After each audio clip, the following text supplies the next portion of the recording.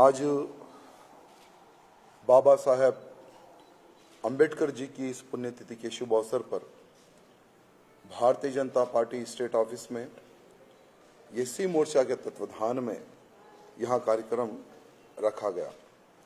इस कार्यक्रम में एससी मोर्चा के अध्यक्ष बादशाह जी, सांबा मूर्ति जी, मनोहर रेड्डी जी और भारतीय जनता पार्टी के एससी मोर्चा के सभी कार्यकर्तागण उपस्थित रहे हैं। आज पूरे भारत में बाबा साहेब अंबेडकर जी की इस पुण्यतिथि के अवसर पर सब लोग उनको श्रद्धांजलि अर्पित कर रहे हैं और अपने आप को गौरवान्वित समझ रहे हैं कि आज हम गर्व से जी रहे हैं, तो हम बाबा साहेब अंबेडकर जी की ही वजह से। आज हमें न्याय अगर मिल रहा है तो वो बाबा साहेब अंबेडकर जी की ही वजह से।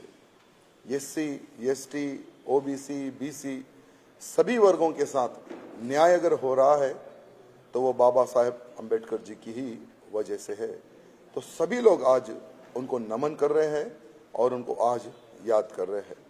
मैं बाबा साहेब अंबेडकर जी को प्रणाम करता हूं, धन्यवाद प्रकट करता हूं और मेरी श्रद्धांजलि उनको अर्पित करता हूं। साथ ही साथ आज हम लोग देख रहे हैं तेलंगाना में रावण राज का अंत हुआ।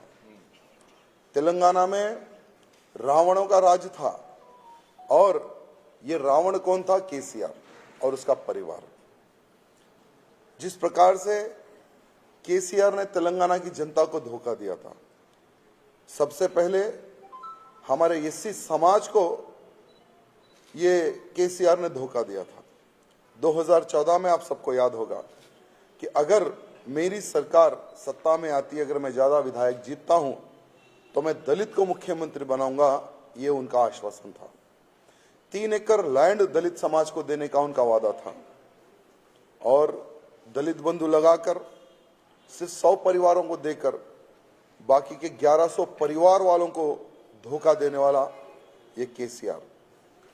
कभी भी केसीआर ने बाबा साहेब अंबेडकर जी की पुण्यतिथि पर श्रद्धांजलि अर्पित नहीं की, कभी कोई कार्यक्रम नहीं किया। विधानसभा में खड़े होकर यही केसीआर ने कहा था कि हम बाबा साहेब अंबेडकर जी की भव्य प्रतिमा टैंक बंड पे बिठाएंगे। जबान देकर पलटने वाला केसीआर, लेकिन भारतीय जनता पार्टी ने हर बार जो किए सो वादे को याद दिलाकर केसीआर को मजबूर किया बाबा साहेब अंबेडकर जी की प्रतिमा टैंक बंड पर बनाने के लिए।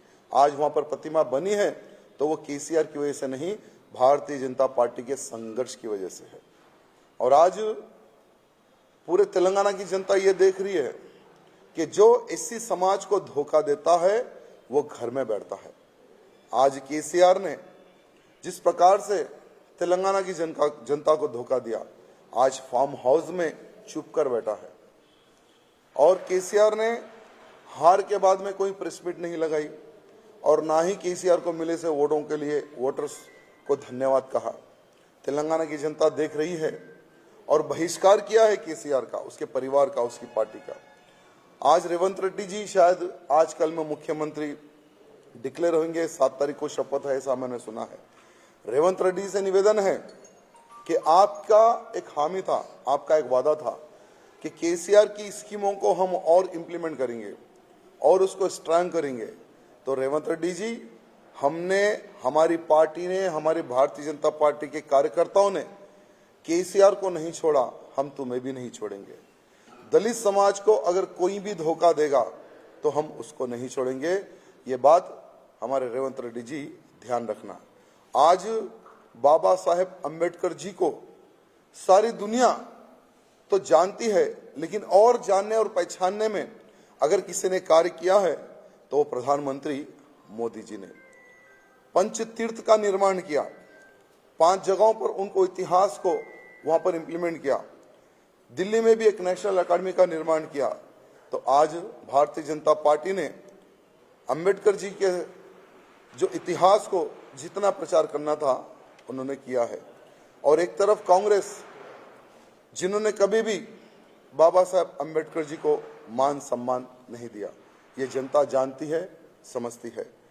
बहुत दिन कांग्रेस का राज तेलंगाना में नहीं रहेगा।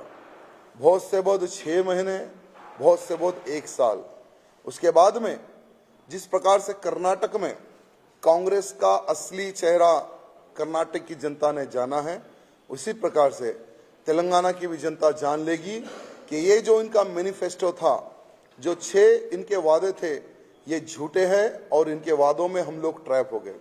तो आने वाले समय में तेलंगाना राज्य में भारतीय जनता पार्टी की सरकार बनेगी, डबल इंजन की सरकार बनेगी। और आज बाबा साहेब अम्बेडकर जी की इस पुण्यतिथि पर जितने भी हमारे भाई बंधु भारतीय जनता पार्टी के अधिकारीगण पधारे हैं, उनको हृदय से धन्यवाद प्रकट करता हूँ। जय भीम।